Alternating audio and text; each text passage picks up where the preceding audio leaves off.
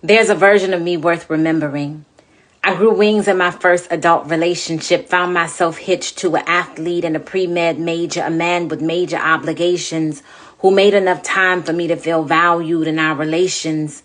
So when academics and sports forced us to be separated, I still knew how to take flight. I knew how to find delight in the company of friends, see a movie on my own, dine alone. A girl has to live with or without her man.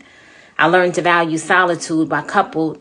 It meant that when I was single, it was never trouble for me to keep moving. I've always felt sorry for people who felt like if they couldn't find company, they literally needed to stop moving. Missed the concert of their dreams because they couldn't imagine standing there sandwiched between two strangers grooving. Never learned to make friends on the fly, so the only time they felt their life was improving is when their boo thing was by their side. Learned that to be alone is the opposite of pride, but thankfully not I. I stayed choosing happiness over perception.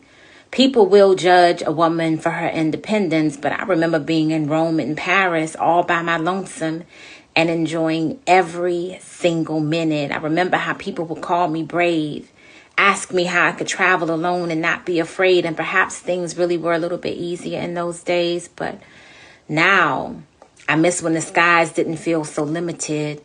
An all-inclusive resort was nothing for your girl to experience. I remember spending my 30th birthday solo in Mexico, and honestly, I don't ever think I thought to even invite anybody with me. There's a version of me worth remembering, a mindset worth revisiting, because ever since a sister was flued out, all expenses paid, an island in the Pacific with a handsome man to brag about, I haven't gotten out.